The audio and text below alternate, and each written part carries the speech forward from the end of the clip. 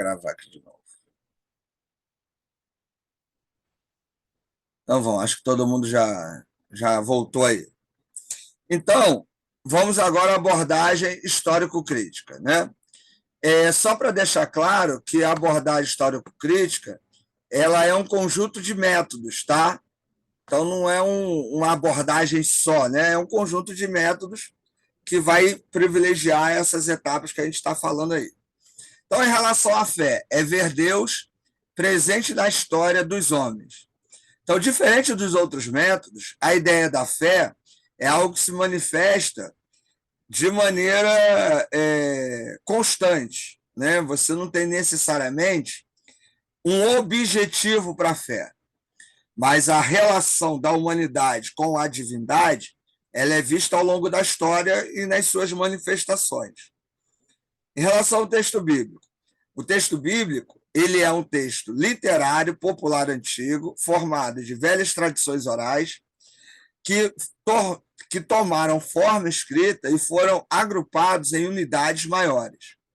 Quando se fala isso, olha a diferença. Por que um fundamentalista e o histórico crítico não podem ler o texto da mesma maneira? Porque para o fundamentalista, o que é o texto bíblico? É palavra de Deus. Deus escreveu o texto bíblico. Ele é infalível, não há erro. Ponto. O texto bíblico. Não estou falando da mensagem aqui, mas o texto bíblico. Não há erro. Inclusive em português. Para o histórico crítico, o texto bíblico ele é algo formado por um idioma, em uma época, em um contexto específico. Ele pertence a um gênero literário. Por exemplo, eu falei de Adão e Eva que não existiu. Por quê? Porque o gênero literário do texto e que é escrito a história de Adão e Eva é o mitológico. Assim como a história de Adão e Eva, existem várias outras, inclusive mais antigas, sobre a criação do mundo. E a história de Adão e Eva, ela parece ser um combate teológico a essas histórias mais antigas. Você tem a epopeia de Enu-Elish, você tem a epopeia de Gilgamesh, que são textos mais antigos que a criação da Bíblia. Mas a Bíblia é um texto que, de acordo, né, com os seus propósitos, vai provar a fé do judeu e mais tarde dos cristãos. Mas tem literatura, tem gêneros literários. Por exemplo, a parábola. Parábola é um gênero literário. Parábola não é uma história real. Tem uma mensagem que é real, mas não é uma história real. Então, a parábola, eu não posso interpretá-la, né, a parábola do rico e o Lázaro. Aí está o rico lá no Hades e Lázaro no seio de Abraão. Não tem nem céu e inferno. Por quê? Porque o judeu não acredita em céu e inferno. Então, é seio de Abraão e Hades, que é o lugar dos mortos, dentro da perspectiva grega. Não é inferno. Então, aí um vê o outro. Aí tem gente que, com base nessa parábola, principalmente as abordagens doutrinárias, vai dizer que quem está no inferno fica vendo quem está no céu, ou vice-versa. Mas essa é uma abordagem doutrinária. No método histórico-crítico, o que vai ser levado em conta? O gênero literário, a época que foi escrito, o idioma no qual ele foi escrito, e como isso vai interferir na mensagem que eu vou trazer para hoje. Então, vocês estão vendo? É muito diferente das outras abordagens. Repito, não estou dizendo que é melhor ou é pior, mas é diferente, certo? Qual é o critério? Espírito crítico, científico, para analisar a literatura que temos em mãos e as circunstâncias daquilo que foi escrito. Um estudante, um pesquisador que adota os métodos histórico-críticos, ele vai ler o livro de Apocalipse, ele vai entender da seguinte maneira: foi escrito entre 90 e 95, a literatura que foi usada como base é a apocalíptica judaica. A apocalíptica judaica se utiliza de números, imagens, como símbolos, como ideias. Os números dentro da apocalíptica judaica, pertence a um outro gênero, que é a gematria judaica, que utiliza o número não para expressar quantidade, mas para expressar qualidade. Então, o número 144 mil não está designando a quantidade de pessoas que entrarão no céu, como algumas doutrinas ditas cristãs defendem. Mas o número 144 mil, que é 10 multiplicado por 12 em algumas sequências, expressa a ideia de que na eternidade nós teremos apenas o povo escolhido. Por quê? Porque 10 e seus múltiplos significa grupo determinado, tempo determinado, é algo específico. E 12 representa povo de Deus. Então, a leitura do número 144 mil designa que, na eternidade, só vai ter crente. Eu não vou ter aquele crente meio crente, aquele crente pilantra. Esse vai para o inferno. Só crente vai para o céu. Na igreja hoje, a gente tem tudo junto. No céu, não. O 666 não é o número do Obama, não é o número do Papa, mas é, dentro da gematria judaica, a forma como se poderia ilustrar o imperador da época, que era Dominiciano. Então, aquele que tem o espírito, calcule o número da besta. Em hebraico, cada letra simboliza um número. E o nome em hebraico que dá 666 é o nome do imperador da época, que era Dominiciano. Então, quem é a besta do Apocalipse? Não é o Maitreya, não é alguém que vai surgir, vai dominar o mundo. Não é o Obama que, olha, ele dominou, encantou o mundo. Não é um líder político. A besta do Apocalipse era o imperador romano. Então, na abordagem histórico-crítica, eu vou olhar a literatura, o gênero literário, o contexto e a época em que o texto foi escrito e produzido, para quem foi produzido. E aí alguém fala assim, não, porque não posso usar roupa de mulher. Mulher não pode usar roupa de homem, né? Igual está lá no Antigo Testamento, e aí algumas doutrinas dizem que mulher não pode usar calça. Cara, aquilo não foi escrito para você. Aí eu vou lá naquele texto ver a época, as circunstâncias. A gente já conversou até sobre isso. Naquela época, os homens se travestiam de mulheres, tinham relações sexuais em cultos idólatras. Então, o texto bíblico proibiu essa prática. É isso que ele está proibindo. Mas não está falando que a mulher não pode usar calça. É isso que ele está falando.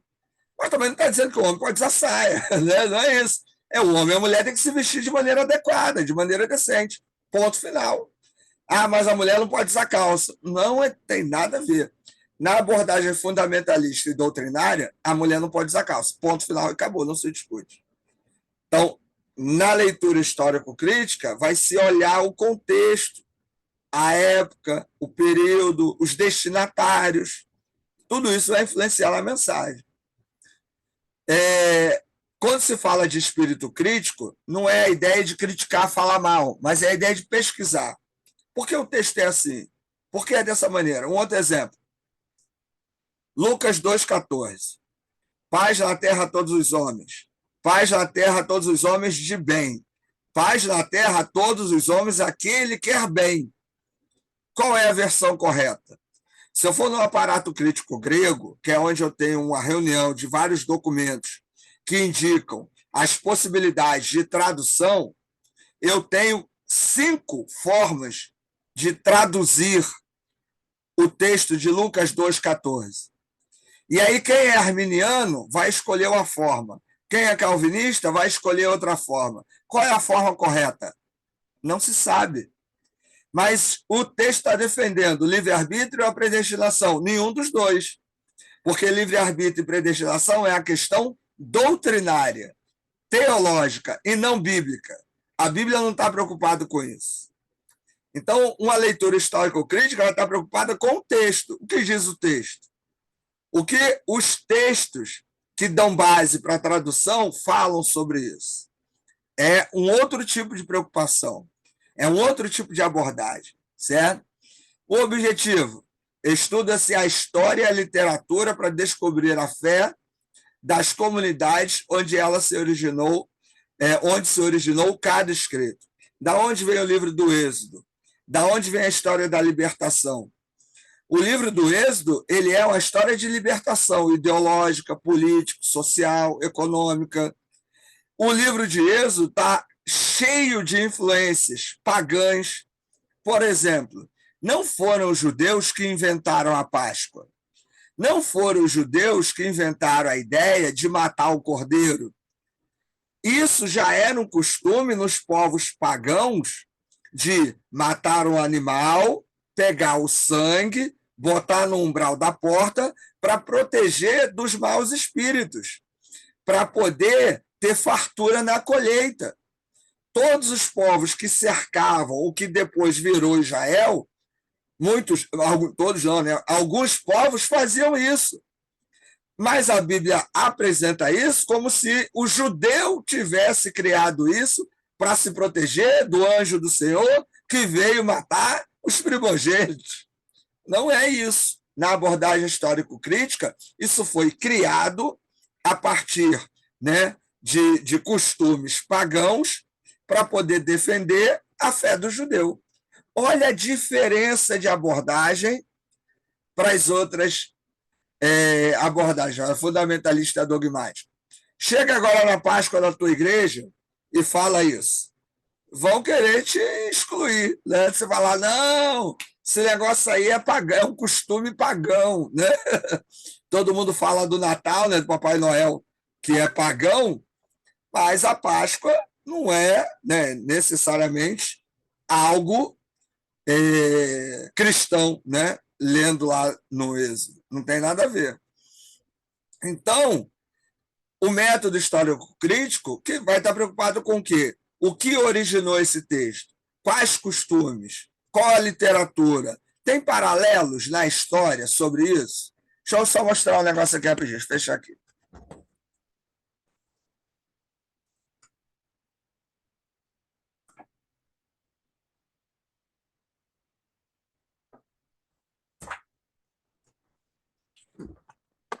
Ó, tem esse livro aqui, ó, Da Criação ao Dilúvio. Nesse livro tem uma série de relatos. Eu vou tirar a foto e coloco lá no grupo. Tem uma série de relatos de outros povos sobre histórias da criação e do dilúvio, mais antigas que as histórias da Bíblia. O que o método histórico-crítico vai fazer? Vai analisar isso. Por que eu tenho duas histórias da criação? Por que a história do dilúvio, né, eu tenho detalhes que se contradizem? Da onde veio isso? Será que outros povos também têm histórias sobre isso? A partir disso eu tenho um livro desse, que vai fazer uma reunião de vários outros contos, tanto sobre o dilúvio, como a criação e outros eventos. Então, tudo aconteceu exatamente como a Bíblia está dizendo? A partir da abordagem histórico-crítica, não. Então, qual é o objetivo da abordagem histórico-crítica? É trabalhar a mensagem do texto e não ter o texto como uma evidência histórica, porque ele não é. O texto bíblico ele seria uma mensagem e não um livro de história, nem não um livro de arqueologia. E a última abordagem, né? Deu para entender, gente? Histórico-crítico aí? Alguma pergunta? Algum questionamento? Beleza? Então, silêncio consente, né? Da libertação, né, ou sociológica, ou pelos quatro lados. O que é ter fé? É olhar a vida de hoje com os olhos de Deus. Então, você vê que já é uma perspectiva mais suave, né, mais humana. O texto bíblico, memória subversiva dos pobres pela fé. Releitura das tradições populares para responder a todos os quatro lados dos problemas de cada época e situação, numa visão de fé em conflito com a ideologia dominante. Quais são os quatro lados? Social, econômico, político e ideológico. Então, o texto bíblico ele é um texto que vai motivar as pessoas, né, a buscarem o seu lugar na vida a partir da fé, a olhar para Jesus, né, como alguém que se importa com todos, que valoriza todos, né? Tem um aspecto muito. Aí alguém vai dizer, texto é comunista, texto é socialista. Não é isso. É que essa é uma abordagem que procura trabalhar essa perspectiva mais social. Então, olha o que eu estou falando. É uma abordagem. Ricardo, não concordo. Você não precisa concordar. Só estou dizendo que ela é uma abordagem que existe, certo? No meio evangélico, existe, entre os presbiterianos, mas, de maneira geral, não é muito popular no meio evangélico. Amanhã ou depois, alguns já estudaram sobre missão integral da igreja. Essa leitura tem a ver com a teologia da libertação. Teologia da libertação e missão integral da igreja não é a mesma coisa. Não são a mesma coisa.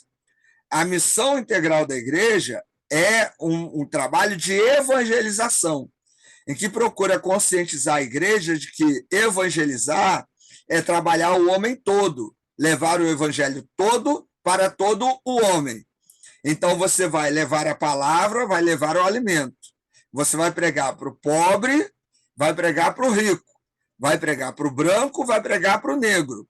E você vai falar da Bíblia toda. Você vai falar dos deveres e dos direitos. Missão integral foca nisso. A teologia da libertação não está muito preocupada com a questão evangelística. Ela entende que evangelizar é fazer justiça social, é se envolver politicamente com a comunidade. Não é dar bolsa de alimento, mas é levar as pessoas a se apropriarem de seus direitos, né? É ensinar as pessoas a buscar o seu alimento. Então, digamos, uma igreja que trabalhe dentro dessa perspectiva, ela não vai apenas dar bolsa de alimento, mas vai ter cursos profissionalizantes. Está sem luz no bairro, ela vai lá, vai fazer um abaixo-assinado. A rua não tem asfalto, ela vai juntar com a comunidade, ela vai promover ali todo mundo fazer o asfalto para a rua toda, não é só na área da igreja. Tem uma igreja em Belfor Roxo, que eu não vou falar o nome, mas o pastor me chamou para ir lá pregar, eu fui lá pregar, cheguei lá, a rua da igreja estava asfaltada.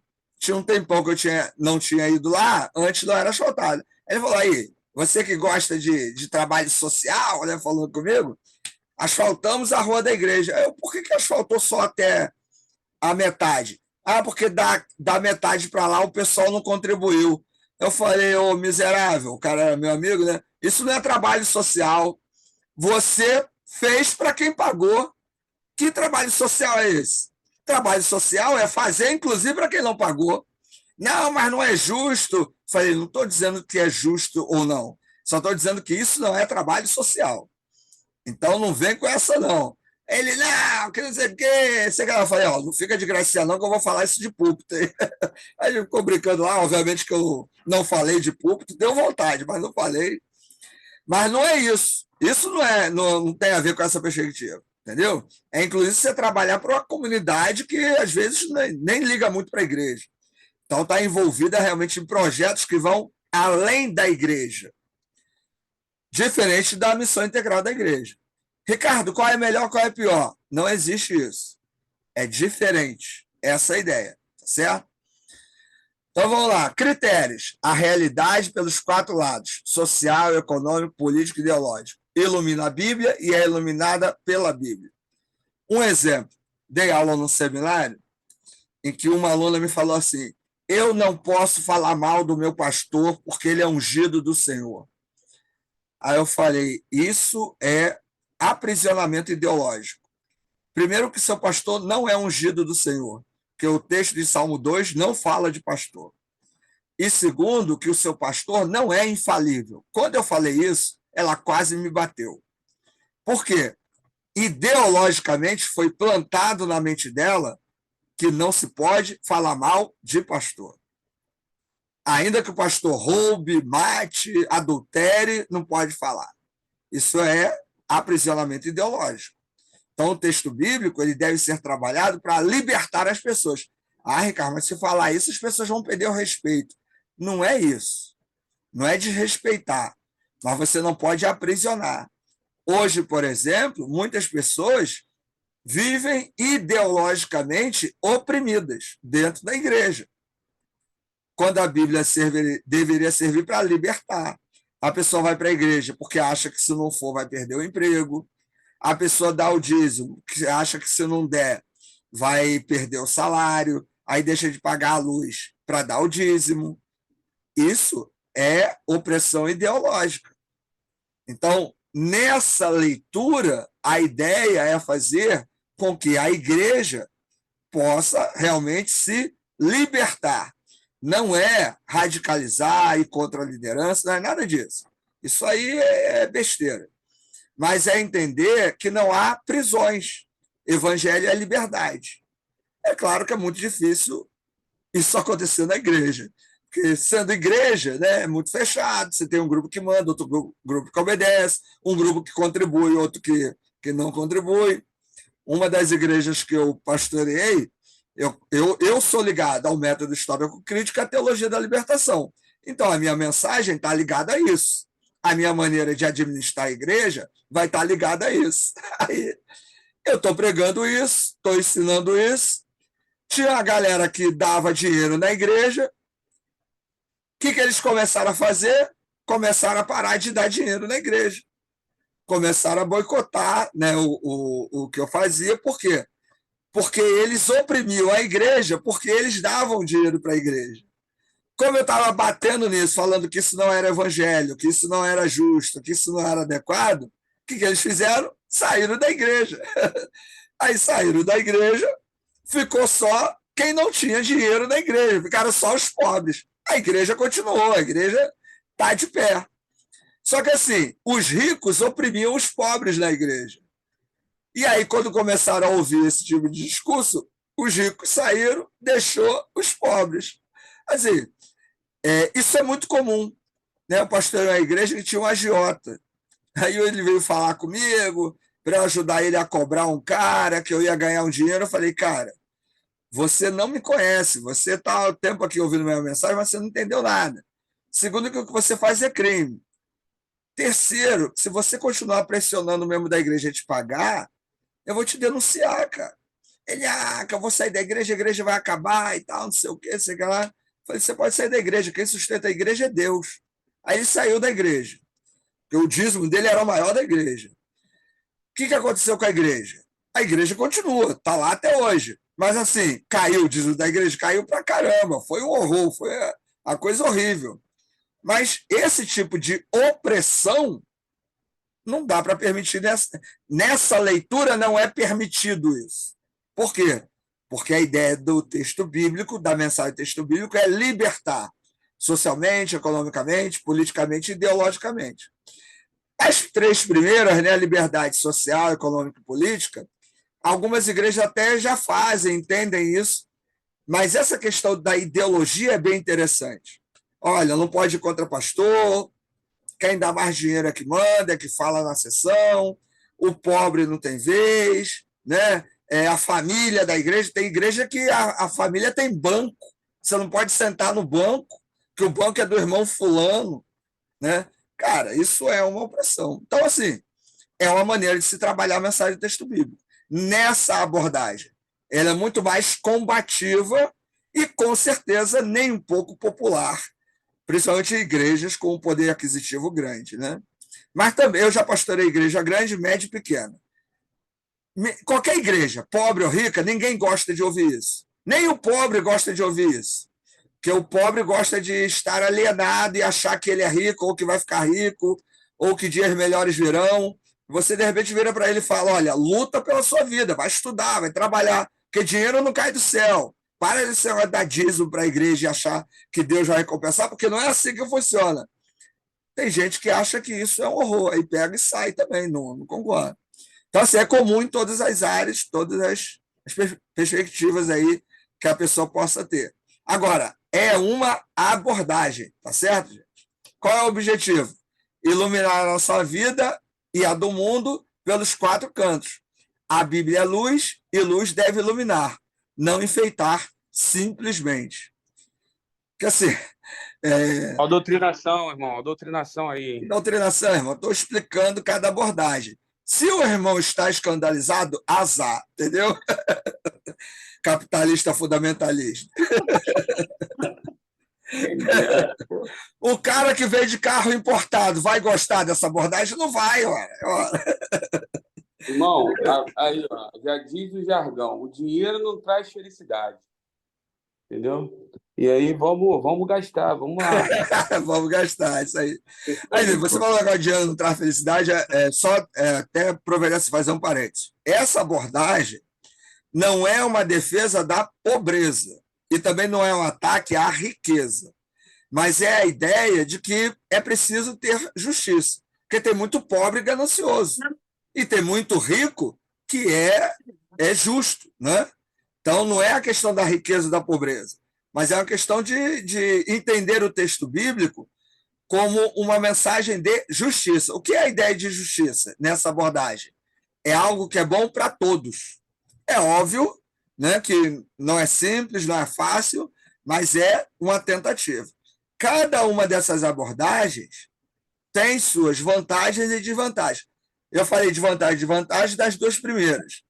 Qual é a vantagem das duas últimas? Primeiro, você consegue ter uma leitura mais clara do texto bíblico, você consegue ter uma abordagem mais objetiva, você tem mais conteúdo em relação à pregação, estudo, né, do texto bíblico.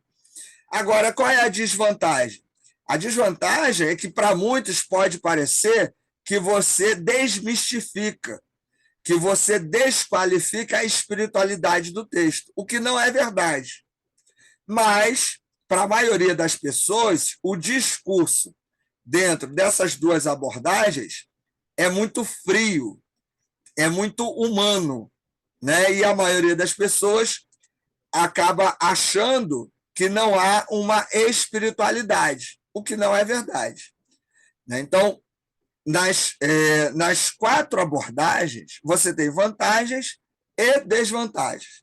Ricardo, qual eu escolho? Não é meu papel te dizer o que você tem que escolher. O meu papel é te dizer o seguinte: ó, isso existe. Você precisa entender que ninguém vai concordar com você plenamente. Agora, você tem que saber a partir de que ponto de vista você está falando. A partir da onde saem, né, os seus critérios. Então, esse resumo nos ajuda a entender um pouco disso. Então, a ideia é dar uma visão geral, né? E você entender que a sua caminhada de estudo vai te levar para um campo desse aí.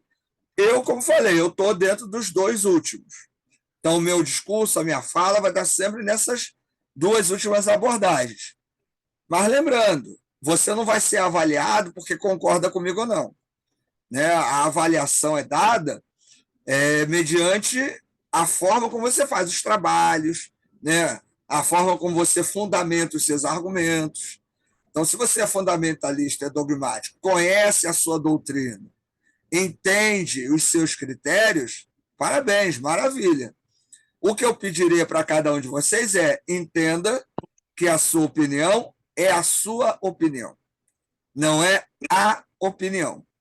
Então, quando estudamos teologia, quando fazemos educação cristã, aprender a dialogar é fundamental, porque ninguém detém a verdade e não é porque o outro tem um saber diferente do nosso que é inimigo. Isso é muito importante a gente sempre lembrar, certo? Uhum. Pode ser depois do concílio, Ricardo? Então, seja honesto, irmão. O que você falar no concílio, fala na igreja. Não vem com essa pilantragem, não.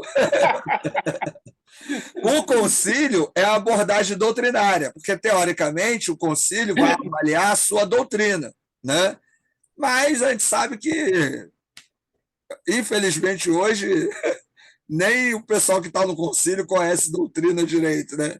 Pergunta um monte de baboseira que não tem nada a ver com a prática.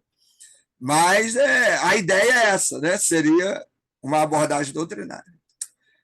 Beleza, gente? Dúvidas, perguntas? Até passamos aí um pouquinho ainda do tempo aí, mas Acho que deu para fechar aí. O Tranquilo? Valdir já, o Valdir Fala. já mandou 3 alertas. Já desde 4 horas da tarde aí. Aula, em 8h40. Não deixa entrar. Então, é isso aí. Beleza, Valeu. então, gente? Então é isso. Então ficamos por aqui. Até sexta aí para quem for fazer comigo aí. Valeu. Valeu? Até sexta. Valeu, valeu. Valeu, galera. Fechar. Depois eu mando para vocês, tá? Esse material e a aula gravada aí. Eu mando lá. Valeu, até mais.